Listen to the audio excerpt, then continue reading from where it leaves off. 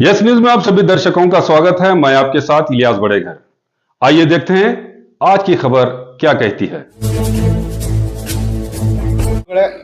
ತಮ್ಮೆಲ್ಲರಿಗೂ ಪತ್ರಿಕಾಗೋಷ್ಠಿಗೆ ಸ್ವಾಗತವನ್ನು ಕೋರ್ತಾ ಇವತ್ತು ನಾವು ಪತ್ರಿಕಾಗೋಷ್ಠಿ ಕರೆದಿರ್ತಕ್ಕಂಥ ಉದ್ದೇಶ ಇಷ್ಟೇ. ನೀವೆಲ್ಲರೂ ಗಮನಿಸಿದ್ದೀರಿ, ವಿಜಯಪುರ ಜಿಲ್ಲೆಯಲ್ಲಿ 107 ದಿನಗಳ ಕಾಲ ಸುದೀರ್ಘವಾಗಿ ಶಾಂತಿಯುತವಾಗಿ ನಡೆದಿರ್ತಕ್ಕಂತಹ ಸರ್ಕಾರಿ ವೈದ್ಯಕೀಯ ಕಾಲೇಜು ಹೋರಾಟವನ್ನ ಈಗಾಗಲೇ ತಮ್ಮ ಕಣ್ಣು ಮುಂದೆ ನಡೆದಿರ್ತಕ್ಕಂಥ ಹಲವಾರು ಘಟನೆಗಳಿಂದ ಆ ಹೋರಾಟ ಹತ್ತಿಕ್ಕುವ ಪ್ರಯತ್ನ ನಡೀತಾ ಇದೆ ವಿಜಯಪುರ ಜಿಲ್ಲೆಯಲ್ಲಿ. ಅದನ್ನು ನಾವು ಖಂಡಿಸ್ತಾ ನಮ್ಮ ಹಿರಿಯ ಹೋರಾಟಗಾರರು, ಹಿರಿಯ ಪತ್ರಕರ್ತರು ಅನಿಲ್ ಹೊಸ್ಮನಿ ಅವರು ಶೋಷಿತ ಸಮುದಾಯಗಳ ನಾಯಕರು ಕೂಡ, ಜಿಲ್ಲೆಯ ನಾಯಕರು ಕೂಡ ಹೌದು. ವಯೋಮಾನದಲ್ಲಿ 75-80 ವರ್ಷದ ಒಬ್ಬ ವಯೋವೃದ್ಧ ಒಬ್ಬ ಮುಸ್ತದ್ದಿ ಅವ್ರನ್ನ ಬಂಧಿಸಿರ್ತಕ್ಕಂಥದ್ದು ನಾವೆಲ್ಲ ಖಂಡಿಸ್ತೇವೆ. ಯಾಕೆ ಬಂಧಿಸಿರ್ತಕ್ಕಂಥದ್ದು ಖಂಡಿಸ್ತೇವಪ್ಪ ಅಂತಂದ್ರೆ, ಅವರ ಜೀವಮಾನದುದ್ದಕ್ಕೂ ಜಿಲ್ಲೆಗೆ ಒಳಿತನ್ನೇ ಬಯಸಿರ್ತಕ್ಕಂಥವ್ರು, ಯಾವುದೇ ಕಾಂಟ್ರವರ್ಸಿಗೆ ಹೋಗದೆ ತಾವೆಲ್ಲ ಒಳ್ಳೆ ಸಮಾಜಮುಖಿ ಚಿಂತನೆ ಮೂಲಕ ಜಿಲ್ಲೆಗೆ ಒಳಿತನ್ನು ಬಯಸಿರ್ತಕ್ಕಂಥ ಅನಿಲ್ ಹೊಸ್ಮನಿ ಅವರನ್ನ ಅಮಾನುಷ್ಯವಾಗಿ ಪೊಲೀಸರು ಎತ್ತಾಕೊಂಡು ಹೋಗಿ ಅವ್ರನ್ನ ಬಂಧಿಸಿರ್ತಕ್ಕಂಥದ್ದನ್ನ ನಾವು ಖಂಡಿಸ್ತೇವೆ. ಕೂಡಲೇ ಅವ್ರನ್ನ ಬಿಡುಗಡೆ ಮಾಡಬೇಕು, ಬೇಷರತ್ತಾಗಿ ಬಿಡುಗಡೆ ಮಾಡಬೇಕು ಅಂತಕ್ಕಂಥ ಒತ್ತಾಯದೊಂದಿಗೆ, ಒಂದು ವೇಳೆ ಒತ್ತಾಯ ಮಾಡದಿದ್ರೆ ಶೋಷಿತ ಸಮುದಾಯಗಳು, ದಲಿತ ಸಮುದಾಯಗಳಿಗೆ ಭಯಂಕರ ನೋವಾಗಿದೆ. ಈ ನೋವು ಮುಂದಿನ ದಿನಮಾನದಲ್ಲಿ ಸಮಸ್ಯೆಗಳಿಗೆ ಕಾರಣವಾಗಬಹುದು ಅಂತಕ್ಕಂಥದ್ದು ನನ್ನ ಅಭಿಪ್ರಾಯವಾಗಿದೆ. ಬಂಧುಗಳೇ, ಈಗಾಗಲೇ ವೈದ್ಯಕೀಯ ಕಾಲೇಜಿಗೆ ಸಂಬಂಧಪಟ್ಟಂಗೆ ನಮ್ಮ ಉಸ್ತುವಾರಿ ಮಂತ್ರಿಗಳು ಒಂದು ಸಕಾರಾತ್ಮಕವಾಗಿರ್ತಕ್ಕಂಥ ಪ್ರತಿಕ್ರಿಯೆಯನ್ನು ಕೊಟ್ಟಿದ್ದಾರೆ. ನಾವು ಅದನ್ನು ಸ್ವಾಗತಿಸ್ತೇವೆ. ಆದರೆ ಕೆಲವು ಅಚಾತುರ್ಯದಿಂದ ನಡೆದಿರ್ತಕ್ಕಂಥ ಘಟನೆಯನ್ನಿಟ್ಟುಕೊಂಡು ಆ ಹೋರಾಟದ ಒಂದು ಟೆಂಟನ್ನೇ ರಾತೋರಾತ್ರಿ ಕಿತ್ತೊಗೆದಿರ್ತಕ್ಕಂಥದ್ದು ಅತ್ಯಂತ ಅಮಾನುಷ್ಯ. ಕೂಡಲೇ ಆ ಜಾಗದಲ್ಲಿ ಟೆಂಟನ್ನು ಹಾಕಿಕೊಡಬೇಕು ಜಿಲ್ಲಾ ಆಡಳಿತ. ಆ ಹೋರಾಟವನ್ನು ನಡೆಸಲಿಕ್ಕೆ ಅವಕಾಶ ಮಾಡಿಕೊಡಬೇಕು. ಮತ್ತೆ ಮುಖ್ಯಮಂತ್ರಿಗಳು 9ನೇ ತಾರೀಕಿಗೆ ಬರ್ತಾ ಇದ್ದಾರೆ. ಬರುವ ಸಂದರ್ಭದಲ್ಲಿ ಬರುವುದಕ್ಕಿಂತ ಮುಂಚೆ ಒಂದು ಸ್ಪಷ್ಟ ನಿಲುವಿಗೆ ಜಿಲ್ಲಾಡಳಿತ ಬರಬೇಕು. ನಾವು ವೈದ್ಯಕೀಯ ಕಾಲೇಜು ಸ್ಥಾಪಿಸ್ತೇವೆ ಅಥವಾ ವೈದ್ಯಕೀಯ ಕಾಲೇಜು ಸ್ಥಾಪನಾ ನಿಟ್ಟಿನಲ್ಲಿ ನಡೆದಿರ್ತಕ್ಕಂಥ ಡೆವಲಪ್ಮೆಂಟ್ಗಳನ್ನು ಕೂಡ ಜಿಲ್ಲೆಯ ಜನರ ಮುಂದೆ ಇಡಬೇಕು. ಒಂದು ವೇಳೆ ಅದೇನಾದ್ರೂ ಸಮಸ್ಯೆ ಆದ್ರೆ ಜಿಲ್ಲೆಯ ಜನಪ್ರತಿನಿಧಿಗಳೇ ಹೊಣೆಗಾರರಾಗಿರ್ತಾರೆ. ಯಾಕಂತ ಕೇಳಿದ್ರೆ, ಆ ಸಂದರ್ಭದಲ್ಲಿ ಮುಖ್ಯಮಂತ್ರಿಗಳಿಗೆ ಮುಜುಗರ ಆಗುವ ರೀತಿಯಲ್ಲಿ ಏನಾದ್ರೂ ಘಟನೆಗಳು ನಡೆದ್ರೆ ಅಥವಾ ಯಾರಾದ್ರೂ ಸಾರ್ವಜನಿಕರಿಂದ ಸಮಸ್ಯೆಗಳಾದ್ರೆ, ಯಾಕಂದ್ರೆ ಇದೊಂದು ಸಾರ್ವಜನಿಕ ಹೋರಾಟ. ಸಾರ್ವಜನಿಕ ಹೋರಾಟದಲ್ಲಿ ಸಾರ್ವಜನಿಕರೇ ಮುಂದೆ ನಡೆಸಿರ್ತಕ್ಕಂಥ 106 ದಿನಗಳ ಹೋರಾಟವನ್ನ ಏಕಾಏಕಿ ಒಂದು ರಾತೋರಾತ್ರಿ ಆ ಸಂದರ್ಭದಲ್ಲಿ ಆಗಿರ್ತಕ್ಕಂಥ ಆ ಪ್ರತಿಭಟನಾ ಸಂದರ್ಭದಲ್ಲಿ ನಮ್ಮ ಸ್ವಾಮೀಜಿಗಳು ಅವ್ರೇನೋ ಒಂದು ಅಚಾತುರ್ಯದಿಂದ ನಡೆದಿದೆ ಘಟನೆ, ಆ ಘಟನೆಯ ಕಾರಣಕ್ಕಾಗಿ ಅವ್ರನ್ನ ಬಂಧಿಸಿದ್ದೀರಿ, ಅವ್ರ ಮೇಲೆ ಕ್ರಮ ಕೈಗೊಂಡಿದ್ದೀರಿ. ನಾವು ಅದಕ್ಕೆ ಯಾವುದೇ ತರದ ಆಕ್ಷೇಪವನ್ನು ವ್ಯಕ್ತಪಡಿಸಲ್ಲ. ಆದ್ರೆ ಅದು ಬಂಧಿಸಿರ್ತಕ್ಕಂಥ ಹಿಂದೆ ಏನಿದೆ ಅಂತಕ್ಕಂಥದ್ದು ತನಿಖೆ ಆಗ್ಲಿ. ಆದ್ರೆ ಏನೂ ಇಲ್ಲದೆ ಇರತಕ್ಕಂಥ ಒಂದು ನಿರಪರಾಧಿಗಳನ್ನ, ವಯೋವೃದ್ಧರನ್ನ, ಜಿಲ್ಲೆಯ ಪ್ರಗತಿಪರ ಹೋರಾಟಗಾರರನ್ನ ಬಂಧಿಸಿ ನೀವು ಜೈಲಿನಲ್ಲಿ ಹಾಕಿರ್ತಕ್ಕಂಥದ್ದು ಜಿಲ್ಲೆಯ ಜನರಿಗೆ, ಹೋರಾಟಗಾರರಿಗೆ ಅತ್ಯಂತ ನೋವಾಗಿದೆ. ಜಿಲ್ಲೆಯ ಜನರು ನಿಮ್ಮನ್ನ ಮುಂದೆ ಏನಪ್ಪಾ ಅಂತಂದ್ರೆ ನಾಚಿಕೆ ಪಡುವ ರೀತಿಯಲ್ಲಿ ಆಗಿದೆ. ಇಡೀ ರಾಜ್ಯದ ಮುಂದೆ ನಾಚಿಕೆ ಪಡುವ ರೀತಿಯಾಗಿದೆ. ಕೂಡಲೇ ಅವ್ರನ್ನ ಬಿಡುಗಡೆ ಮಾಡೋದ್ರ ಮುಖಾಂತರ ಜನಪರ ಹೋರಾಟಗಳಿಗೆ ಗೌರವಿಸುವಂತ ಕೆಲಸವನ್ನ ಜಿಲ್ಲಾಡಳಿತ ಮಾಡಬೇಕು ಅಂತಕ್ಕಂಥದ್ದು ನನ್ನ ಏನಪ್ಪಾ ಅಂತಂದ್ರೆ ಆಗ್ರಹವಾಗಿದೆ. ಅದೇ ರೀತಿ ಮಾನ್ಯ ಶಿವಾನಂದ ಪಾಟೀಲ್ರು ಇಷ್ಟೆಲ್ಲ ಘಟನೆಗಳು ನಡೀತಾ ಇದ್ರು ಕೂಡ ಸುಮ್ಮನೆ ಕೂತ್ಕೊಂಡಿರ್ತಕ್ಕಂಥದ್ದು ಅತ್ಯಂತ ಖಂಡನೀಯ. ಯಾಕಂತ ಕೇಳಿದ್ರೆ, ನೀವು ಹಾವೇರಿ ಉಸ್ತುವಾರಿ ಮಿನಿಸ್ಟರ್ ಆಗಿದ್ದೀರಿ. ಹಾವೇರಿಯಲ್ಲಿ ಏನಪ್ಪಾ ಅಂತಂದ್ರೆ ಒಂದು ವೈದ್ಯಕೀಯ ಕಾಲೇಜನ್ನು ಉದ್ಘಾಟನೆ ಮಾಡ್ತಾ ಇದ್ದೀರಿ. ಆ ಮುತುವರ್ಜಿಯನ್ನ ಯಾಕೆ ವಿಜಯಪುರ ಜಿಲ್ಲೆಯ ಜನರಿಗಾಗಿ ನೀವು ವಹಿಸಬಾರದು, ಜಿಲ್ಲೆಯ ಜನರಿಗಾಗಿ ನೀವು ಮಾತಾಡಬಾರದು ಅಂತಕ್ಕಂಥದ್ದು ಕೂಡ ನಮ್ಮ ಆಗ್ರಹ ಆಗಿದೆ. ಕೇವಲ MB ಪಾಟೀಲ್ ಮೇಲೆ ಹಾಕಿ ಕೂತ್ರೆ ಸುಮ್ಮನೆ ಆಗಲ್ಲ. ಯಾಕಂದ್ರೆ MB ಪಾಟೀಲ್ರು ಉಸ್ತುವಾರಿ ಮಿನಿಸ್ಟ್ರು, ಅವ್ರಿಗೆ ಮೇಲೆ ಒತ್ತಡ ಹಾಕ್ತಕ್ಕಂಥ ಸರಿ ಇದೆ. ಆದ್ರೆ ನಿಮ್ಮದು ಕೂಡ ಅಷ್ಟೇ ಹೊಣೆಗಾರಿಕೆ ಇದೆ. ಈ ಜಿಲ್ಲೆಯನ್ನ ಪ್ರತಿನಿಧಿಸ್ತೀರಿ, ಆ ಜಿಲ್ಲೆಗೆ ನೀವೇನಪ್ಪ ಉಸ್ತುವಾರಿ ಮಂತ್ರಿಗಳಾಗಿದ್ದೀರಿ. ಆದ್ರೆ ಅದೇ ರೀತಿ ನೀವು ಕೂಡ ಒತ್ತಡ ಹಾಕಿ, ಮುಖ್ಯಮಂತ್ರಿಗಳ ಮೇಲೆ ಒತ್ತಡ ಹಾಕಿ ಜನ ಹೋರಾಟವನ್ನ ಯಾರು ಹತ್ತಿಕ್ಕಿದ್ದಾರೋ ಅವ್ರ ಮೇಲೆ ಕ್ರಮ ಕೈಗೊಳ್ಳುವ ನಿಟ್ಟಿನಲ್ಲಿ ಒಂದು ಹೇಳಿಕೆ ಕೂಡ ಬರ್ತಾ ಇಲ್ಲ. ಏನಪ್ಪಾ ಅಂತಂದ್ರೆ, ಜಿಲ್ಲೆಯ ಎಲ್ಲ MLAಗಳು, ನೀವು 8 ಜನ MLAಗಳಿಗೆ ನಿಮ್ಗೆ ಹೊಣೆಗಾರಿಕೆ ಬೇಕು, MLCಗಳಿಗೂ ಕೂಡ ಹೊಣೆಗಾರಿಕೆ ಬೇಕು. ಏನಪ್ಪಾ ಅಂತಂದ್ರೆ, ಇದು ಕೇವಲ ಹೋರಾಟಗಾರರ ಕೆಲಸ ಅಲ್ಲ. ವಿಜಯಪುರ ಜಿಲ್ಲೆಯಲ್ಲಿ ನೀವು ನೋಡ್ತಾ ಇದ್ದೀರಿ, 371 ಜೆಗೆ ಬಂದಿದ್ರೆ ಇಷ್ಟೆಲ್ಲ ಅಭಿವೃದ್ಧಿಗಳಾಗ್ತಾ ಇತ್ತು. ಆ ಸಂದರ್ಭದಲ್ಲಿ ಕೂಡ ಜನಪ್ರತಿನಿಧಿಗಳು ಧ್ವನಿ ಎತ್ತಿಲ್ಲ. ಧ್ವನಿ ಎತ್ತದ ಕಾರಣಕ್ಕಾಗಿ ಇಡೀ ಜಿಲ್ಲೆಯ ಜನರ ಉದ್ಯೋಗಕ್ಕೆ ಕುತ್ತು ಬಿತ್ತು, ಒಂದು ಅಭಿವೃದ್ಧಿಗೆ ಏನಪ್ಪಾ ಅಂತ ಹಿನ್ನಡೆ ಆಯ್ತು. ಅದೇ ರೀತಿ ಒಂದೇನಪ್ಪ ಹೈಕೋರ್ಟ್ ಸಂದರ್ಭದಲ್ಲಿಯೂ ಕೂಡ ಹೋರಾಟದ ಸಂದರ್ಭದಲ್ಲಿ ಜನಪ್ರತಿನಿಧಿಗಳು ಮನಸ್ಸು ಮಾಡಲಿಲ್ಲ. ಯಾಕೆ ನಮ್ಮ ವಿಜಯಪುರ ಜಿಲ್ಲೆಯ ಜನಪ್ರತಿನಿಧಿಗಳು ಇಷ್ಟೊಂದು ಏನಪ್ಪಾ ಅಂತಂದ್ರೆ ಎಲ್ಲವೂ ಹೋರಾಟದ ಮುಂದೆ ಪಡೆಯೋದಂತಂದ್ರೆ ಹೇಗೆ? ನೀವೇನಾದ್ರೂ ಮಾಡ್ಲಿಕ್ಕೆ ನಿಮ್ಮನ್ನ ಆರಿಸಿ ಕಳಿಸಿರ್ತಕ್ಕಂಥದ್ದು, ನಿಮ್ಮನ್ನ ಮಂತ್ರಿಗಳನ್ನು ಮಾಡಿರ್ತಕ್ಕಂಥದ್ದು ಜಿಲ್ಲೆಗೆ ನಾವು ಏನಪ್ಪಾ ಅಂತ ಉಸ್ತುವಾರಿ ಮಂತ್ರಿಗಳಿಗೆ ಆಗ್ರಹಿಸ್ತೀವಿ. ಏನಪ್ಪಾ ಅಂತಂದ್ರೆ, ನೀವು ನಮ್ಮ ಜಿಲ್ಲೆ ರಾಜ್ಯದ ಮುಖ್ಯಮಂತ್ರಿಗಳಾಗಬೇಕು, ನೀವು ರಾಜ್ಯಕ್ಕೆ ಏನಪ್ಪಾ ಅಂತ ಆಳ್ಬೇಕು. ಅದೇ ರೀತಿ ಜಿಲ್ಲೆಗೆ ಒಂದು ಕೊಡುಗೆಯನ್ನು ಕೊಟ್ಟು ಏನಪ್ಪಾ ಅಂತಂದ್ರೆ ನೀವು ಜಿಲ್ಲೆಯ ರಾಜ್ಯದ ಮುಖ್ಯಮಂತ್ರಿಗಳಾಗೋದನ್ನು ನಾವೆಲ್ಲರೂ ಕೂಡ ಖುಷಿಯಿಂದ ಸ್ವೀಕಾರ ಮಾಡ್ತೇವೆ. ಅದ ಕಾರಣಕ್ಕಾಗಿ ನೀವು ನಾಳೆ ಇಲ್ಲಿ ಏನಾದ್ರೂ ಮೆಡಿಕಲ್ ಕಾಲೇಜ್ ಆದ್ರೆ ಮೆಡಿಕಲ್ ಕಾಲೇಜಿಗೂ ಕೂಡ ನಿಮ್ಮ ಹೆಸರೇ ಇರ್ತದೆ. ನಿಮ್ಗೆ ಏನಪ್ಪಾ ಅಂತ ಮೆಡಿಕಲ್ ಕಾಲೇಜ್ ಮಾಡಿರ್ತಕ್ಕಂಥ ಕೀರ್ತಿಯೂ ಕೂಡ ನಿಮ್ಗೆ ಬರ್ತದೆ. ಆ ಕಾರಣಕ್ಕಾಗಿ ಅದನ್ನು ಕೂಡ ಕೀರ್ತಿ ನೀವೇ ತೆಗೆದುಕೊಳ್ಳಿ. ಆದ್ರೆ ಬಡ ಜನರಿಗೆ ಒಂದು ಏನಪ್ಪಾ ಮೆಡಿಕಲ್ ಕಾಲೇಜು, ವೈದ್ಯಕೀಯ ಕಾಲೇಜನ್ನು ಪ್ರಾರಂಭಿಸಿ, ಸರ್ಕಾರಿ ವೈದ್ಯಕೀಯ ಕಾಲೇಜು ಅಂತಕ್ಕಂಥದ್ದು ನಮ್ಮ ಬೇಡಿಕೆ ಆಗಿದೆ. ಒಂದು ವೇಳೆ ಇದೇ ರೀತಿ ಮೊಂಡತನ ನೀವೇನಾದ್ರೂ ಮಾಡಿದ್ರೆ ಖಂಡಿತವಾಗ್ಲೂ ವಿಜಯಪುರ ಜಿಲ್ಲೆಯಲ್ಲಿ ಹಲವಾರು ಹೋರಾಟಗಳಿಗೆ ಇದು ನಾಂದಿ ಹಾಡ್ತದೆ. ಕೂಡಲೇ ಆಗಿರ್ತಕ್ಕಂಥ ಅಚಾತುರ್ಯವನ್ನ ತಪ್ಪಿಸ್ಬೇಕಪ್ಪ ಅಂತಂದ್ರೆ ಆ ಹೋರಾಟದ ಟೆಂಟ್ ಅನ್ನ ಕೂಡಲೇ ಅಲ್ಲಿ ಹಾಕಿ ಏನಪ್ಪಾ ಅಂತಂದ್ರೆ ಹೋರಾಟಗಾರರಿಗೆ ಗೌರವಿಸಬೇಕು, ಹೋರಾಟ ಮುನ್ನಡೆಸಲಿಕ್ಕೆ ಅವಕಾಶ ಮಾಡಿಕೊಡ್ಬೇಕು ಅಂತಕ್ಕಂಥದ್ದು ನಮ್ಮ ಆಗ್ರಹವಾಗಿದೆ. ರಾತ್ರಿ 12 ಗಂಟೆಗೆ ಅಲ್ಲಿ ಹೋರಾಟಗಾರರನ್ನ ಎಬ್ಬಿಸಿ ಅವೆಲ್ಲವನ್ನು ಮುನ್ಸಿಪಾಲಿಟಿಯಲ್ಲಿ ಉಗಿದಿರೋ, ಯಾವ ಚರಂಡಿಯಲ್ಲಿ ಉಗಿದಿರೋ ಗೊತ್ತಿಲ್ಲ, ಅಮೂಲ್ಯವಾಗಿರ್ತಕ್ಕಂಥ ಆಸ್ತಿಯಾಗಿರ್ತಕ್ಕಂಥ ಡಾಕ್ಯುಮೆಂಟ್ಗಳಿದ್ದು, 100 ದಿನದ ಹೋರಾಟದ ಏನಪ್ಪಾ ಅಂತಂದ್ರೆ ಪತ್ರಿಕಾ ಹೇಳಿಕೆಗಳಿತ್ತು, ಡಾಕ್ಯುಮೆಂಟ್ಸ್ ಇತ್ತು, ಅಲ್ಲೊಂದಿಷ್ಟು ಏನಪ್ಪಾ ಇಂಟೆಲೆಕ್ಚುಯಲ್ ಪ್ರಾಪರ್ಟಿ ಇತ್ತು, ಅದನ್ನೆಲ್ಲವೂ ಕಿತ್ಕೊಂಡು ಹೋಗಿದ್ದೀರಿ. ಅದು ಎಲ್ಲಿ ಹೋಗ್ತಿದ್ದೀರಿ ಅಂತಕ್ಕಂಥದ್ದು ಗೊತ್ತಿಲ್ಲ. ಕೂಡಲೇ ಜಿಲ್ಲಾಡಳಿತ ಅದನ್ನು ಕೊಡಬೇಕು. ಒಂದ್ ವೇಳೆ ಇದೇ ಮೊಂಡತನ ಮಾಡಿ ಹೋರಾಟವನ್ನು ಹತ್ತಿಕ್ಕಬಹುದು, ನಾವೆಲ್ಲ ದಬ್ಬಾಳಿಕೆ ಮಾಡಬಹುದು ಅಂತಕ್ಕಂಥದ್ದು ಏನಾದ್ರೂ ಇದ್ರೆ ಇದು ತಪ್ಪ ನಿರ್ಧಾರವನ್ನು ತೆಗೆದುಕೊಂಡಿದ್ದೀರಿ. ಜಿಲ್ಲೆಯಲ್ಲಿ ಹೋರಾಟಗಳಿರ್ಬೇಕು, ಜನಪರ ಹೋರಾಟಗಳಿದ್ದಾಗೆ ಮಾತ್ರ ಏನಪ್ಪಾ ಅಂದ್ರೆ ಜಿಲ್ಲೆ ಅಭಿವೃದ್ಧಿ ಸಾಧ್ಯ ಇದೆ. ಯಾಕಂದ್ರೆ ಹೋರಾಟಗಳೇ ಇಲ್ಲ ಅಂತಂದ್ರೆ ಪ್ರಜಾಪ್ರಭುತ್ವ ಸತ್ತು ಹೋಗ್ತದೆ. ನೀವು ಹೋರಾಟವನ್ನು ಹತ್ತಿಕ್ತೀರಿ ಅಂತಂದ್ರೆ ಪ್ರಜಾಪ್ರಭುತ್ವ ಮೇಲೆ ದಾಳಿ ಮಾಡ್ತಾ ಇದ್ದೀರಿ ಅಂತ ಅರ್ಥ.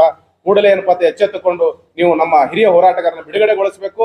9ನೇ ತಾರೀಕಿನ ಸಿಎಂ ಫಂಕ್ಷನ್ ಬರೋಕ್ಕಿಂತ ಮುಂಚೆ ಒಂದು ಸ್ಪಷ್ಟಪಡಿಸಬೇಕು ನೀವು ಯಾವ ಕೆಲಸವನ್ನು ಮಾಡ್ಲಿಕ್ಕೆ ಹೊರಟಿದ್ದೀರಿ ಅಂತಕ್ಕಂಥದ್ದು. ಅದೇ ರೀತಿ ಸಿಎಂ ಅವ್ರ ಜೊತೆಲೆ ಮಾತನಾಡ್ಲಿಕ್ಕೆ ಒಂದು ನಿಯೋಗ ನೀವು ಒಯ್ತೀನಿ ಅಂತ ಹೇಳಿದ್ರಿ. ಯಾರನ್ನ ಒಯ್ತೀರಿ? ಜೈಲಿಂದ ಒಯ್ತೀರಿ ಏನು?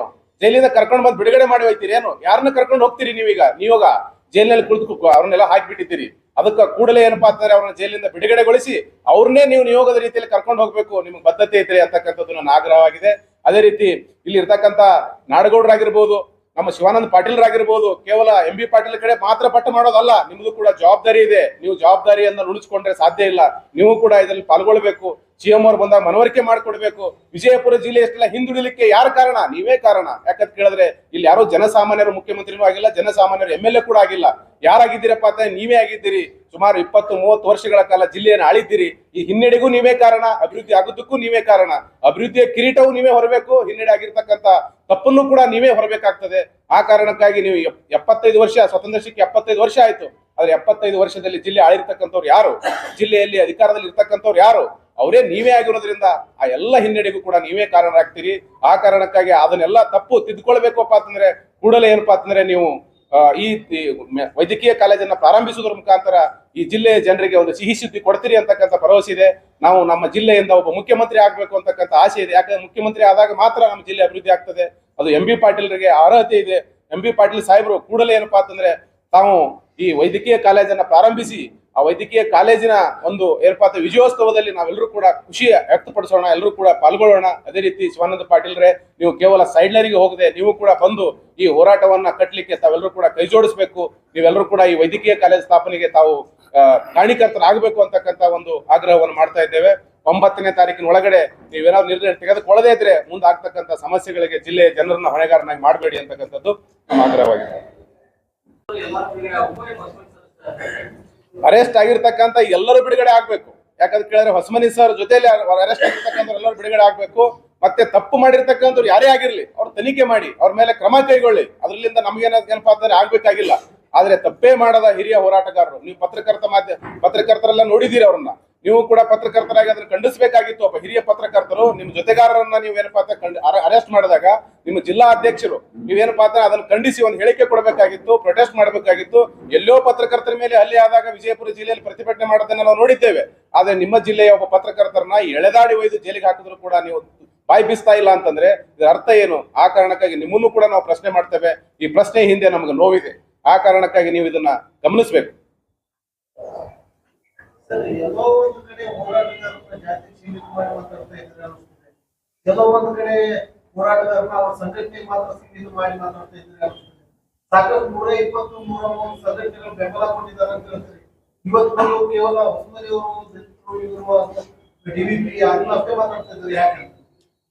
ನಾವು ಹೋರಾಟಗಾರರು ಎಲ್ಲರ ಪರವಾಗಿ ಹೋರಾಟ ಮಾಡ್ತೇವೆ. ಆದ್ರೆ ನಾನು ನನ್ನ ಸಮುದಾಯದ ಹಿತವನ್ನು ಕಾಪಾಡೋದು ನನ್ನ ಮೊದಲ ಆದ್ಯತೆ. ನನ್ನ ಸಮುದಾಯದ ಒಬ್ಬ ನಾಯಕನನ್ನ, ಹಿರಿಯನನ್ನ ಅವಮಾನಿಸಿದಾಗ ನಾನು ನನ್ನ ಸಮಾಜದ ಮುಂದೆ ನಿಂತು ಮಾತನಾಡೋದ್ರೆ ನನ್ನ ಸಮಾಜ ನನ್ನನ್ನು ಪ್ರಶ್ನೆ ಮಾಡ್ತದೆ. ಅದೇ ರೀತಿ ನನ್ನ ಜಿಲ್ಲೆ ಪ್ರಶ್ನೆ ಮಾಡ್ತದೆ. ನಿನ್ನ ಸಮುದಾಯಕ್ಕೆ ನೀನು ಒಬ್ಬ ಹಿರಿಯ ಹೋರಾಟಗಾರನ ಅರೆಸ್ಟ್ ಮಾಡಿದಾಗ ಮಾತನಾಡದೇ ಇರತಕ್ಕಂಥ ಒಬ್ಬ ನಾಲಾಯಕ ಅಂತಕ್ಕಂಥದ್ದನ್ನು ಜನರು ಮಾತಾಡಬಾರ್ದು. ಆ ಕಾರಣಕ್ಕಾಗಿ ಅವ್ರನ್ನ ಒಳಗೊಂಡಂಗೆ ಎಲ್ಲರನ್ನೂ ಕೂಡ ಬಿಡುಗಡೆ ಮಾಡಬೇಕು. ಇದು ಹೋರಾಟದಲ್ಲಿ ಎಲ್ಲ ಸಂಘಟನೆಗಳಿದ್ದಾವೆ, ಎಲ್ಲರೂ ಕೂಡ ಇದ್ದಾರೆ. ಅವ್ರನ್ನೆಲ್ಲರನ್ನ ಗೌರವಿಸಿ ನಾವೇನಪ್ಪ ಬಿಡುಗಡೆ ಮಾಡಬೇಕು ಅಂತಕ್ಕಂಥದ್ದು ನಮ್ಮ ಆಗ್ರಹವಾಗಿದೆ. ಯಾಕೆ ನಾವು ಅನಿಲ್ ಹೊಸ್ಮನಿ ಸರ್ ಅನ್ನೋನ ಪದೇ ಪದೇ ಇದು ತೆಗಿತೀವಪ್ಪ ಅಂತಂದ್ರೆ ಅವ್ರು ನಿಮ್ಮ ಜೊತೆಗಾರರು, ನಿಮ್ಮ ಜೊತೆಲಿ ಇದ್ದವ್ರು, ಅವ್ರನ್ನ ಕಂಡಿದ್ದೀರಿ, ನೋಡಿದ್ದೀರಿ. ಆ ಕಾರಣಕ್ಕಾಗಿ ಅವ್ರನ್ನ ನೀವು ಯಾವ ರೀತಿ ಏನಪ್ಪಾ ಅಂದ್ರೆ ಸಮಾಜದ ಮುಂದೆ ಗುರುತಿಸ್ತೀರಿ ಅಂತಕ್ಕಂಥದ್ದು ನನ್ನ ಪ್ರಶ್ನೆ.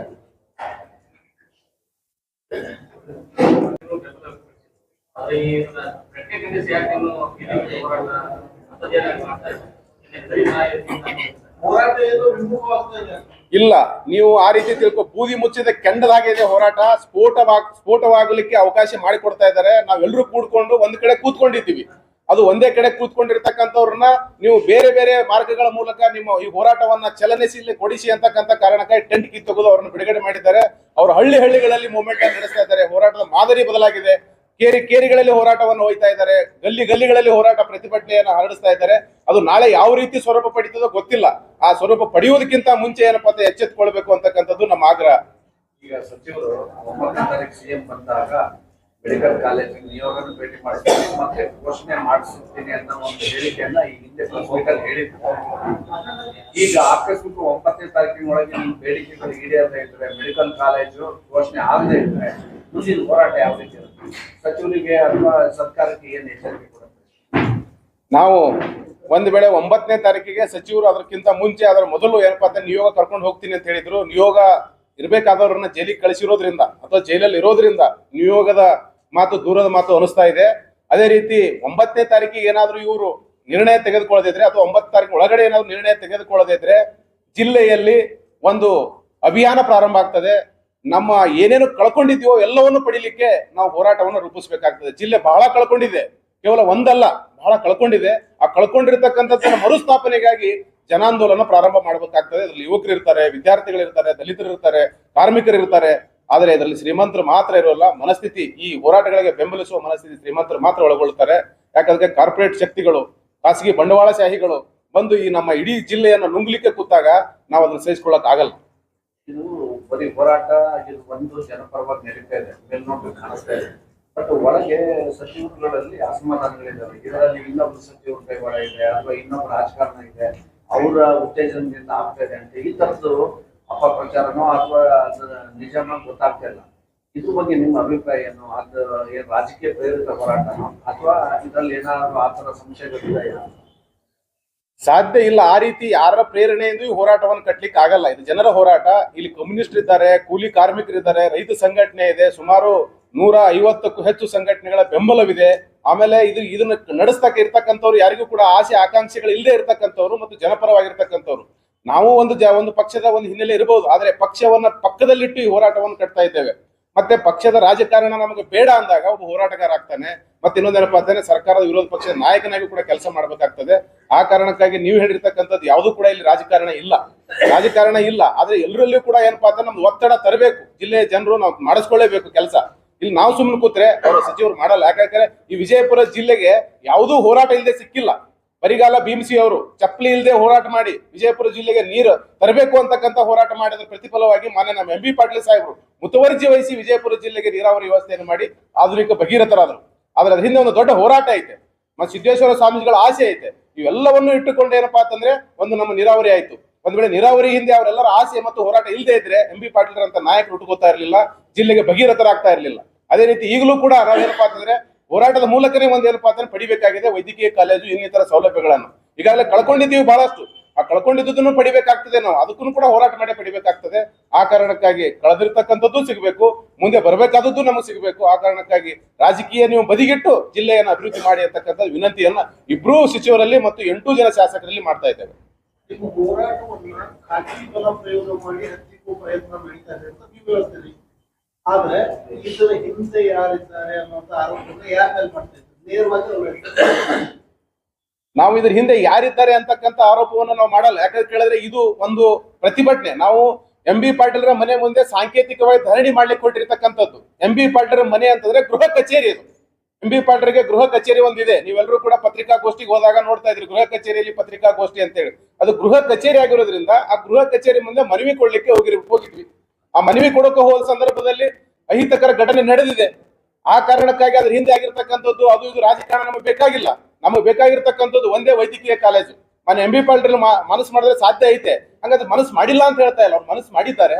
ಅದಕ್ಕೆ ಒಂದು ಒತ್ತಡ ಬೇಕಾಗ್ತದೆ. ಅವರು ಕೂಡ ಹೋಗಿ ಸಿಎಂ ಅವ್ರ ಮುಂದೆ, ಸರ್ಕಾರದ ಮುಂದೆ ಹೇಳಬೇಕು ಅಂತಂದ್ರೆ ಜನರ ಒತ್ತಡ ತೋರಿಸಬೇಕಾಗ್ತದೆ. ಆ ಕಾರಣಕ್ಕಾಗಿ ನಾವು ಜನರ ಹೋರಾಟವನ್ನು ಕಟ್ತಾ ಇದ್ದೇವೆ. ಎಂ.ಬಿ. ಪಾಟೀಲ್ರನ್ನ ಎಲ್ಲೋ ಒಂದ್ ಕಡೆ ಅವರ ಪಟಭದ್ರ ಹಿತಾಸಕ್ತಿಗಳು ಹಿಂದೆ ಇರ್ತಕ್ಕಂಥ ಕೆಲವೊಬ್ಬರು ದಾರಿ ತಪ್ಪಿಸಿದ್ರ ಅಂತಕ್ಕಂಥ ಸಂಶಯ ಮಾಡ್ತಾ ಇದೆ. ಖಂಡಿತವಾಗ್ಲೂ ಎಂ.ಬಿ. ಪಾಟೀಲ್ ಹಿಂದೆ ಇರ್ತಕ್ಕಂಥವ್ರು ಯಾರು ಅಂತಕ್ಕಂಥದ್ದು ನಮ್ಗೆ ಗೊತ್ತಿಲ್ಲ. ಅವ್ರು ಯಾರವ್ರು ದಾರಿ ತಪ್ಪಿಸಿದ್ರು ಅಂತಕ್ಕಂಥದ್ದು ನಮಗೆ ಗೊತ್ತಿಲ್ಲ. ಆದ್ರೆ ದಾರಿ ತಪ್ಪಿದ್ರೆ ಅದು ಖಂಡಿತವಾಗ್ಲೂ ತಪ್ಪು, ಮತ್ತು ದಾರಿ ತಪ್ಪಿಸಿದ್ರು ಕೂಡ ಅದು ಖಂಡಿತವಾಗ್ಲೂ ತಪ್ಪು. ಇದು ಜನರ ಹೋರಾಟ, ದಾರಿ ತಪ್ಪಿಸಬೇಡಿ. ವಿಜಯಪುರ ಜಿಲ್ಲೆಗೆ ವೈದ್ಯಕೀಯ ಕಾಲೇಜು ಸ್ಥಾಪನೆ ಆಗುವ ನಿಟ್ಟಿನಲ್ಲಿ ಎಲ್ಲರೂ ಕೂಡ ಶ್ರಮಿಸಬೇಕು, ಎಲ್ಲರೂ ಕೂಡ ಸಪೋರ್ಟ್ ಮಾಡಬೇಕು ಅಂತಕ್ಕಂಥದ್ದು ನಮ್ಮ ಆಗ್ರಹ ಆಗಿದೆ ಸರ್. ಹೋರಾಟಗಾರರನ್ನ ಟಾರ್ಗೆಟ್ ಮಾಡ್ತಾ ಇದ್ದಾರೆ ಅಂತ ಅನಿಸ್ತಾ ಇದೆ. ಖಂಡಿತ ವಿಜಯಪುರ ಜಿಲ್ಲೆಯಲ್ಲಿ ಹಲವಾರು ಹೋರಾಟಗಾರರನ್ನ ಟಾರ್ಗೆಟ್ ಮಾಡಿದ್ದಾರೆ. ಎಷ್ಟೋ ಹೋರಾಟಗಳು ಹತ್ತಿಕ್ಕಿದ್ದಾರೆ, ಎಷ್ಟೋ ಹೋರಾಟಗಾರರನ್ನ ಜೈಲಿಗೆ ಕೂಡ ಕಳಿಸಿದ್ದಾರೆ. ಆದ್ರೆ ಒಂದು ಪ್ರಗತಿಪರ ಹೋರಾಟಗಾರರು ಮಾಡುವಾಗ ಅದನ್ನು ಮಾಡಬೇಡಿ ಅಂತಕ್ಕಂಥ ಆಗ್ರಹ ಕೂಡ ಮತ್ತೆ ಮತ್ತೆ ನನ್ನ ಜಿಲ್ಲಾಡಳಿತಕ್ಕೆ ಮತ್ತು ಜಿಲ್ಲಾ ಪ್ರತಿನಿಧಿಗಳಿಗೆ ಮನವಿ ಮೂಲಕ ಮಾಡ್ತಾ ಇದ್ದೇನೆ. 9ನೇ ತಾರೀಕಿಗೆ ನಿಯೋಗ ತೆಗೆದುಕೊಂಡು ಬನ್ನಿ ಅಂತಕ್ಕಂಥ ವಿಚಾರವನ್ನ ಎಂ.ಬಿ. ಪಾಟೀಲ್ ಈ ಹಿಂದೆ ಹೇಳಿದ್ರು. ಈಗ ಆ ನಿಯೋಗದಲ್ಲಿ ಯಾರಿದ್ದಾರೆ, ಯಾರಿಲ್ಲ, ಯಾರೂ ಕೂಡ ಒಬ್ಬರು ಹೋರಾಟಗಾರರು, ಪ್ರಮುಖ ಹೋರಾಟಗಾರರು ಎಂ.ಬಿ. ಪಾಟೀಲ್ರು ಮತ್ತು ಸಿಎಂ ಅವರ ಜೊತೆ ಮಾತನಾಡಿ ಈ ವಿಷಯವನ್ನ ಸಂಪೂರ್ಣವಾಗಿ ತಿಳಿಸಿ ಹೇಳುವಂತ ಸಾಮರ್ಥ್ಯ ಉಳ್ಳತಕ್ಕಂಥ ನಾಯಕರು ಎಲ್ಲರೂ ಒಳಗಡೆ ಹೋಗಿದ್ದಾರೆ. ಈಗ ಯಾರು ಇಲ್ಲದಿರೋ ಕಾರಣ ನಾಳೆ 9ನೇ ತಾರೀಕಿಗೆ ಇದನ್ನ ಹೆಂಗ ಪ್ರೆಸೆಂಟ್ ಮಾಡ್ತೀವಿ, ಅಥವಾ ಜಿಲ್ಲಾಡಳಿತ ಇದನ್ನ ಏನ್ ನಿರ್ಧಾರ ತೆಗೆದುಕೊಂಡು ಅಂತ ಹೇಳಿ. ಇಲ್ಲ, ಈ ಹೋರಾಟವನ್ನ ಪ್ರೆಸೆಂಟ್ ಮಾಡೋದಾಗಿರ್ಬೋದು, ಲೀಡ್ ಮಾಡೋದಾಗಿರ್ಬೋದು, 6 ಜನರಲ್ಲ, ಸುಮಾರು 100 ಜನರ ನೇತೃತ್ವದಲ್ಲಿ ಹೋರಾಟ ನಡೀತಾ ಇದೆ. ಆದ್ರೆ ಅವರು ನಮ್ಮ ಹಿರಿಯ ಪ್ರಮುಖರಾಗಿರೋದ್ರಿಂದ ಅವ್ರಿಗಿಂತಲೂ ಪ್ರಭಾವಶಾಲಿಯಾಗಿ ಮತ್ತು ಪರಿಣಾಮಕಾರಿಯಾಗಿ ವಿಷಯವನ್ನ ಮಂಡಿಸ್ತಕ್ಕಂಥವ್ರು ನಮ್ಮ ಟೀಮ್ ನಲ್ಲಿ ಇದ್ದಾರೆ. ಆದ್ರೆ ನಮಗೊಂದು ನೋವಿದೆ, ನಮ್ಮ ಹಿರಿಯ ಹೋರಾಟಗಾರನ್ನ ನೀವು ಜೈಲಿಗೆ ಕಳಿಸಿ ನಮ್ಮನ್ನ ನಿಯೋಗ ತೆಗೆದುಕೊಂಡು ಸಿಎಂ ಅಲ್ಲಿ ಹೋದಾಗ ನಾವು ಮೊದಲ ಬೇಡಿಕೆನೇ ಅವ್ರನ್ನ ರಿಲೀಸ್ ಮಾಡಿ ಅಂತ ಕೇಳಬೇಕಾಗ್ತದೆ. ನಂತರ ಮೆಡಿಕಲ್ ಕಾಲೇಜ್ ಬಗ್ಗೆ ಮಾತನಾಡಬೇಕಾಗ್ತದೆ. ಆ ಕಾರಣಕ್ಕಾಗಿ ಆ 9ನೇ ತಾರೀಕು ಒಳಗಡೆ ಅವ್ರು ಏನಾದ್ರು ಹೊರಗೆ ಬಂದ್ರೆ ನಾವು ಎಲ್ಲರೂ ಕೂಡ್ಕೊಂಡು ಹೋಗಿ ಸಿಎಂ ಅವ್ರ ಮುಂದೆ ಕೂತ್ಕೊಂಡು ಮಾತನಾಡಬಹುದು. ಆದ್ರೆ ಅವ್ರನ್ನ ಹೊರತುಪಡಿಸಿಯೂ ಕೂಡ ಇಲ್ಲೊಂದು ದೊಡ್ಡ ತಂಡ ಇದೆ. ಆ ತಂಡ ನಿರಂತರವಾಗಿ ಕೆಲಸ ಮಾಡ್ತದೆ. ಏನಪ್ಪಾ ಅಂದ್ರೆ ಅವರು ಪರಿಣಾಮಕಾರಿಯಾಗಿ ಮಾತನಾಡ್ತಕ್ಕಂಥದ್ದು, ವಿಷಯ ಮಂಡಿಸ್ತಕ್ಕಂಥ ಒಂದು ನಾಲೆಜ್ ಇರ್ತಕ್ಕಂಥವ್ರು ಕೂಡ ಇಲ್ಲಿದ್ದಾರೆ.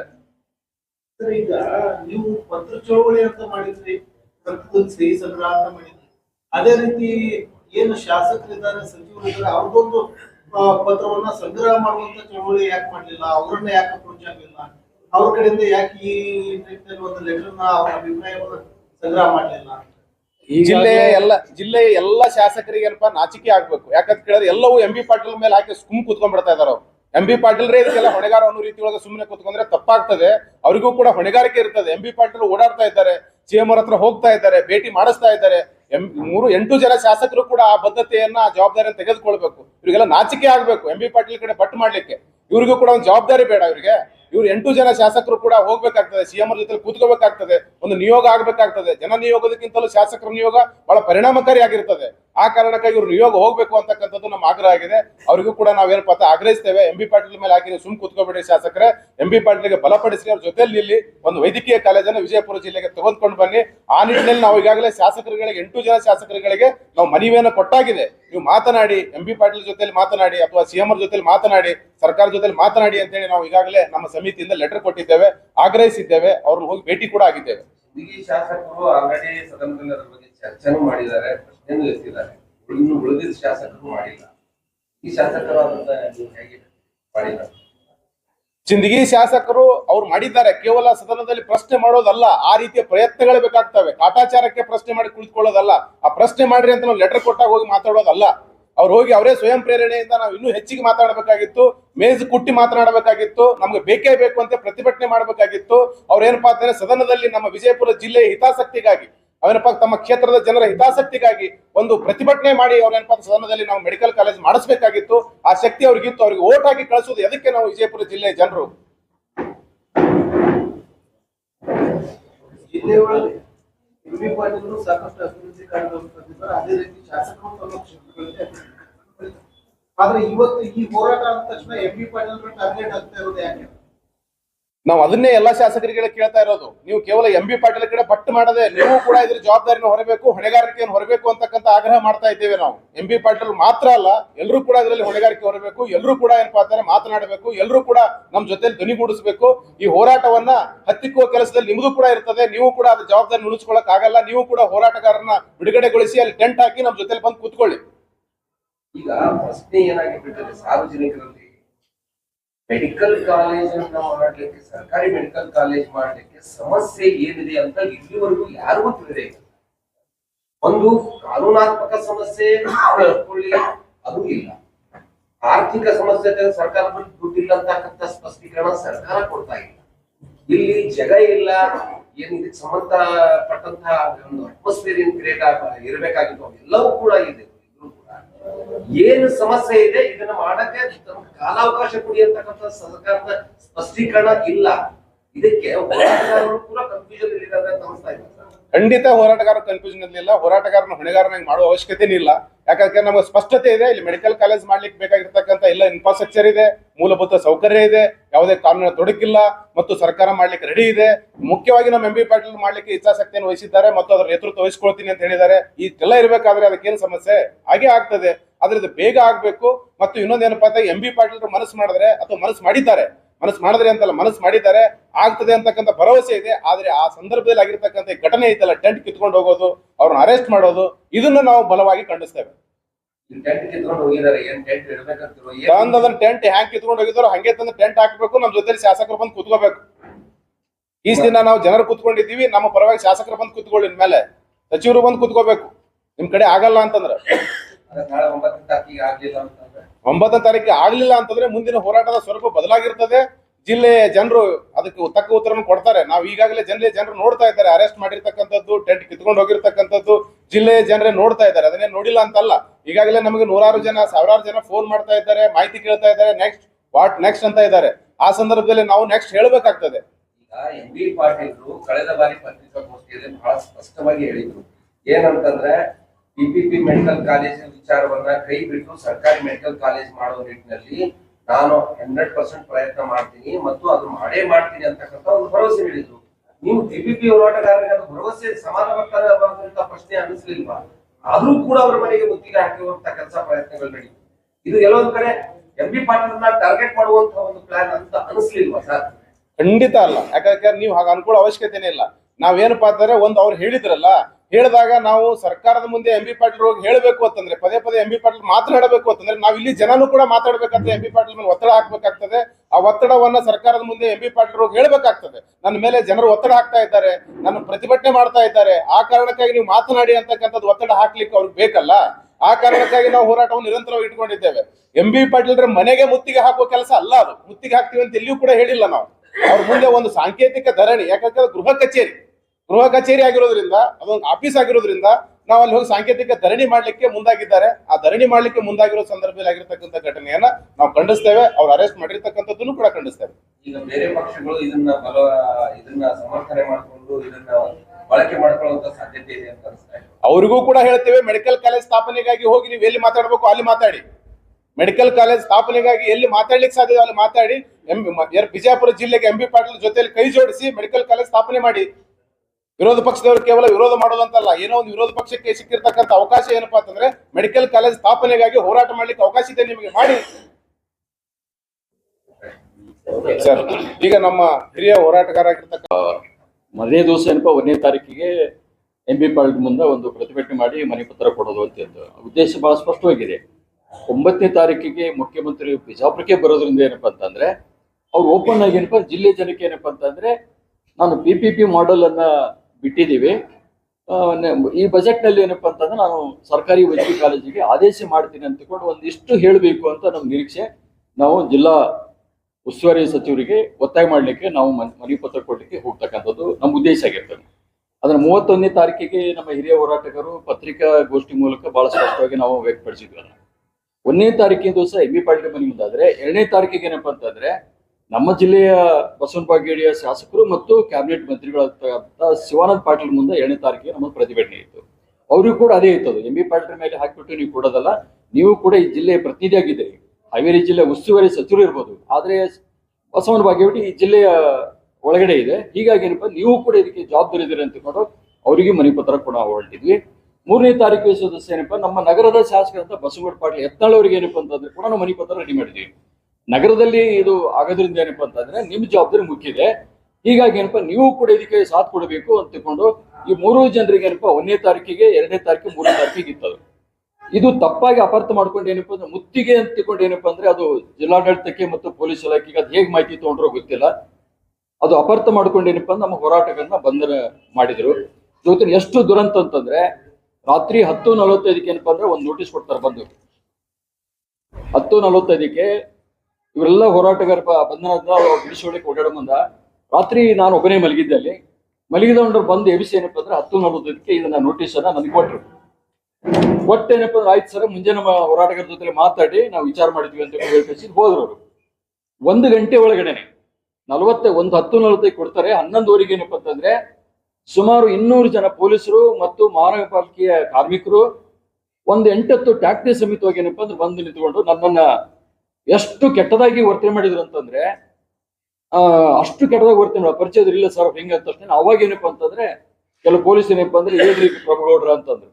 ಅದಕ್ಕಿಂತ ಪುರದಲ್ಲಿ ಏನಪ್ಪಾ ಅಂದ್ರೆ ಅಶ್ಲೀಲವಾದಂತ ಎಷ್ಟು ಕೆಟ್ಟದಾಗಿ ಮಾತಾಡೋದಂತಂದ್ರೆ ಅಷ್ಟು ನಾವು ಒಬ್ಬರೇ ಇದ್ದೇನೆ. ಆದ್ರೂ ಹೇಳಿದ್ದೇನೆ ಸರ್, ನೀವು ಮಾತಾಡ್ಬೇಕಾದಾಗ ನೀವು ಸರಿಯಾಗಿ ಮಾತಾಡಿ, ನಾನು ನಿಮ್ ಜೊತೆ ಏನು ಮಾತಾಡ್ಲಿಕ್ಕೈತಿಲ್ಲ, ನೀವು ಹೇಳಿದಕ್ಕೆಲ್ಲ ಒಪ್ಕೊಳಕತ್ತೀನಿ, ನೀವು ಮನೆಗೆ ಏನು ನೋಟಿಸ್ ಕೊಟ್ಟಿರಿ ತೆಗೆದುಕೊಂಡಿದ್ವಿ ಬೆಳಿಗ್ಗೆ ಅಂತ ಹೇಳಿವಿ, ಈಗ ಬಂದಿದ್ರಲ್ಲ ನೋಡೋಣ ನಮ್ಮ ಮಂದಿಗೆ ಫೋನ್ ಮಾಡ್ತೀವಿ ಅಂತ ತಕ್ಷಣ ಫೋನ್ ತಗೊಂಡು ಕಸ್ಕೊಂಡ್ರು. ಆಟತ್ನಾಗ ನಾನು ಫೋನ್ ಕಸ್ಕೊಂಡ್ರು.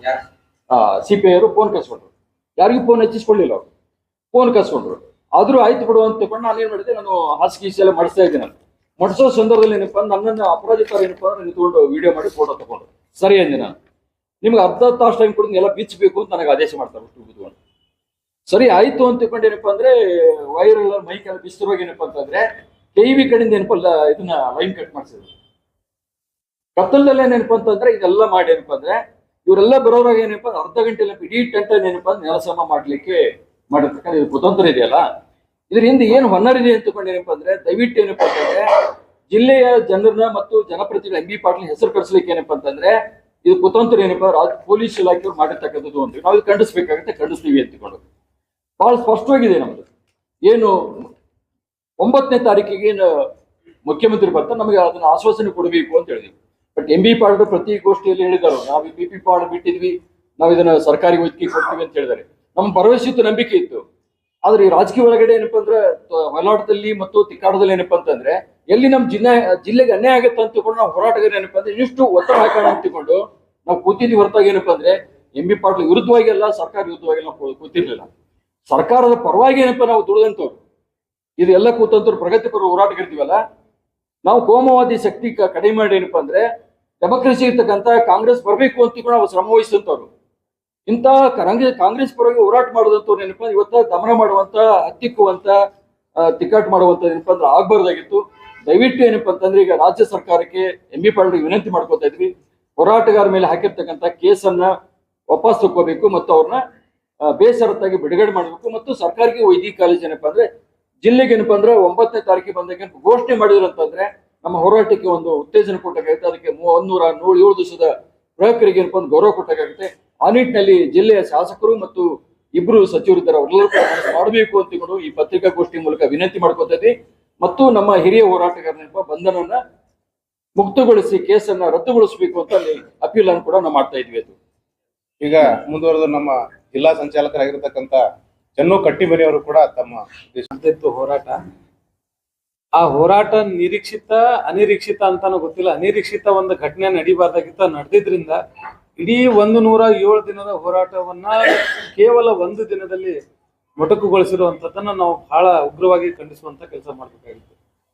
ಮೊದಲನೇದಾಗಿ ಈ ಜಿಲ್ಲೆ ಜನತೆ, ಈ ರಾಜ್ಯದ ಜನತೆಯನ್ನ ಕ್ಷಮೆ ಕೇಳ್ತೀವಿ. ನಾವು ಈ ಹೋರಾಟ ನಮ್ ಸಲುವಾಗಿ ಮಾಡ್ಲಿಲ್ಲ ಯಾರು. ನಾವು ಹೋರಾಟ ಇವತ್ತು ನಮ್ಮ ಮಕ್ಕಳು ಅಲ್ಲಿ ಹೋಗಿ ಕಲಿತಾರ ಅನ್ನುವಂಥದ್ದು ಇಲ್ಲ. ಇಡೀ ಜಿಲ್ಲೆಯ ಜನತೆಗೆ ಅನುಕೂಲ ಆಗ್ಬೇಕು, ಬಡ ಮಕ್ಕಳಿಗೆ, ಹಿಂದುಳಿದ ವರ್ಗದವರಿಗೆ ಮತ್ತು ಅಲ್ಪಸಂಖ್ಯಾತ ಮಕ್ಕಳು ಇವತ್ತು ಯಾರ್ಯಾರು ಮೆಡಿಕಲ್ ಕಾಲೇಜಿಗೆ ಸೇರ್ಸಕ್ ಆಗದಿರುವಂತ ಮಕ್ಕಳು ಇವತ್ತು ಸರ್ಕಾರಿ ಮೆಡಿಕಲ್ ಕಾಲೇಜಲ್ಲಿ ಸೇರ್ಬೇಕು ಅನ್ನೋ ಉದ್ದೇಶ ಇಟ್ಕೊಂಡು ನಾವೆಲ್ಲರೂ ಕೂಡ ಹೋರಾಟ ಮಾಡಿದ್ವಿ. ಇವತ್ತು ನಿಮ್ಮ ಈ ಬೇಜವಾಬ್ದಾರಿ ಜಿಲ್ಲೆ ಜನ ಏನಿದ್ದಾರೆ ಇವತ್ತು ಒಬ್ರು ಕೂಡ ನಮ್ಗೆ ಸಪೋರ್ಟ್ ಮಾಡಲಿಲ್ಲ. ಇಷ್ಟು 107 ದಿನವರೆಗೂ ಇಡೀ ಫ್ಯಾಮಿಲಿನ ತಗೊಂಡ್ಬಂದು ಸಾಕಷ್ಟು ಜನ ಹೋರಾಟಗಾರರು ಮನೆಯನ್ನು ಬಿಟ್ಟು ಮಕ್ಕಳನ್ನು ಕರ್ಕೊಂಡ್ಬಂದು ಹೋರಾಟ ಮಾಡಿದ್ರು ಕೂಡ ಈ ಜಿಲ್ಲೆಯ ಜನತೆಗೆ ಒಂದು ಸ್ವಲ್ಪ ಕೂಡ ಕನಿಕರ ಬರದೇ ಇರುವಂತದ್ದು ಇವತ್ತು ನಮ್ಮ ಎಲ್ಲ ಹೋರಾಟಗಾರರ ಆತ್ಮಸ್ಥೈರ್ಯವನ್ನು ಕುದಿಸಿರುವಂತದ್ದು. ಹಾಗಾಗಿ ಇವತ್ತೇನು ರಾಜ್ಯ ಸರ್ಕಾರ ಮತ್ತೆ ಪೊಲೀಸ್ ಇಲಾಖೆ ಹೋರಾಟಗಾರನ ಬಂಧನ ಮಾಡಿತ್ತೆ, ಅದನ್ನ ನಾವು ಬೇಷರತ್ತಾಗಿ ಅವ್ರನ್ನ ಬಿಡುಗಡೆ ಮಾಡಬೇಕು. ಆಮೇಲೆ ಅವ್ರ ಮೇಲೆ ಹಾಕಿರ್ತಕ್ಕಂಥ 27 ಜನರ ಮೇಲೆ FIR ಆಗಿತ್ತೆ, ಅದನ್ನು ಕೂಡ ಅವರು ರದ್ದುಪಡಿಸ್ಬೇಕಂತೇಳಿ ನಾವು ಇಡೀ ರಾಜ್ಯ ಸರ್ಕಾರವನ್ನ ಮತ್ತೆ ಉಸ್ತುವಾರಿ ಸಚಿವರನ್ನ ಮತ್ತೆ ಪೊಲೀಸ್ ಇಲಾಖೆಯನ್ನ ನಾವು ಮನವಿಯನ್ನು ಮಾಡ್ಕೊಳ್ತಾ ಇದ್ವಿ. ಮುಂದಿನ ಈ 9ನೇ ತಾರೀಕು CM ಅವರು ಏನ್ ಬರ್ತಾ ಇದ್ದಾರೆ, ಅದರಲ್ಲಿ ಮೆಡಿಕಲ್ ಕಾಲೇಜ್ ಸಂಬಂಧಿಸಿದಂತೆ ಪೂರಕವಾದ ಹೇಳಿಕೆಗಳು ಬರ್ತವೆ ಅಂತೇಳಿ ನಾವು ಆಶಾಭಾವನೆ ಇಟ್ಕೊಂಡು ಇವತ್ತು ಅವರೆಲ್ಲರೂ ಮತ್ತೊಮ್ಮೆ ನಾವು ಮನವಿಯನ್ನು ಮಾಡ್ಕೊಳ್ತಾ ಇದ್ವಿ. ಸರ್ಕಾರಿ ವೈದ್ಯಕೀಯ ಕಾಲೇಜು ನಮ್ಮ ಜಿಲ್ಲೆಗೆ ಅವಶ್ಯಕತೆ ಇರೋದ್ರಿಂದ ಈ ಜಿಲ್ಲೆಯಿಂದ ಒಡೆದೋಗಿರ್ತಕ್ಕಂಥ ಜಿಲ್ಲೆಗಳಲ್ಲಿ ಹೊಸ ಜಿಲ್ಲೆಗಳಲ್ಲಿ ಸಾಕಷ್ಟು ಜಿಲ್ಲೆಗಳು ಇವತ್ತು ಮೆಡಿಕಲ್ ಕಾಲೇಜ್ ಆಗಿರೋದ್ರಿಂದ ನಮ್ದು ಹಳೆಯ ಜಿಲ್ಲೆ ಆಗಿದ್ರು ಕೂಡ ಇಷ್ಟೆಲ್ಲ ಅನುಕೂಲತೆಗಳು ಇದ್ರು ಕೂಡ ಮಾಡದೇ ಇರೋದು ಈ ಜಿಲ್ಲೆಯ ಜನತೆ ಮತ್ತೆ ಈ ಜಿಲ್ಲೆಯ ರಾಜಕಾರಣಿಗಳು ಏನಿದ್ದಾರೆ, ಇವತ್ತು 8 ಜನ ಶಾಸಕರು, ಅದರಲ್ಲಿ 2 ಸಚಿವರು, ಇವರೆಲ್ಲರೂ ಕೂಡ ಅದನ್ನು ಒತ್ತಾಯಪೂರ್ವಕವಾಗಿ ಮಾನ್ಯ ಮುಖ್ಯಮಂತ್ರಿಗಳಲ್ಲಿ ಒತ್ತಡ ಏರಿ ಈ ಕಾಲೇಜನ್ನು ಮಂಜೂರು ಮಾಡಿಸುವಲ್ಲಿ ಅವರು ಪ್ರಮುಖ ಪಾತ್ರ ವಹಿಸಬೇಕಂತ ಈ ಮೂಲಕ ನಾವು ಪತ್ರಿಕಾ ಮಾಧ್ಯಮದ ಮುಖಾಂತರ ನಾವು ಎಲ್ಲರಲ್ಲಿ ವಿನಂತಿಯನ್ನು ಮಾಡ್ಕೊಳ್ತಾ ಇದ್ದೀವಿ. ನಿಯೋಗ ಹೆಂಗ್ ತಗೊಂಡು ಹೋಗ್ತೀರಿ ಸರ್? ಹೋಗ್ಲಿಕ್ಕೆ ನಮ್ಮ ಹಿರಿಯ ಹೋರಾಟಗಾರರು ಮೊದಲು ಬಿಡುಗಡೆ ಆಗ್ಬೇಕು. ಮಾಡದೇ ಇದ್ರೆ ಮುಂದಿನ ನಿಯೋಗದ ವಿಚಾರವನ್ನ ನಾವು ಕೂಡ ಮಾಡ್ತೇವೆ. ಅಂದ್ರೆ ನಿಯೋಗ ಹೋಗುದೋ ಬಿಡೋದು ಅಂತಕ್ಕಂಥ ವಿಚಾರವನ್ನ ನಾವು ಮಾಡ್ತೇವೆ. ಮುಖ್ಯಮಂತ್ರಿಗಳ ಗಮನಕ್ಕೆ ಬರ್ಲಿಲ್ಲ ಅಂತಂದ್ರೆ ಬರೋ ರೀತಿಯಲ್ಲಿ ಮಾಡ್ತೇವೆ. ಮುಖ್ಯಮಂತ್ರಿಗಳು ಗಮನಿಸಬೇಕು, ಆ ರೀತಿನೂ ಮಾಡ್ತೇವೆ. ಜನಪರ ಹೋರಾಟದ ನಿಲುವನ್ನ ತಮ್ಮ ಜನಪ್ರಿಯ ಸುದ್ದಿ ಮಾಧ್ಯಮದ ಮೂಲಕ ಜಿಲ್ಲೆಯ ಜನರಿಗೆ, ರಾಜ್ಯದ ಜನರಿಗೆ ಮತ್ತು ಮುಖ್ಯಮಂತ್ರಿಯವರಿಗೆ ಈ ಮಸೇದನ್ನ ತಲುಪಿಸಬೇಕು ಅಂತಕ್ಕಂಥ ವಿನಂತಿಯನ್ನ ತಮ್ಮೆಲ್ಲ. जैसा कि आप सब जानते हैं कि आप सभी का प्यार हमारे साथ कायम है, इसी तरह से हमारे इस चैनल को प्यार करते रहिए और हमारी सारी खबरों को लाइक, शेयर और सब्सक्राइब करना ना भूलिए। हमारा यही मकसद है कि आपको हर खबर जो है, जैसा है वैसा ही आपको हम दिखाते रहेंगे, ना किसी का पक्ष लेंगे, ना किसी के विरोध में जाएंगे। हमारे कदम सच के साथ।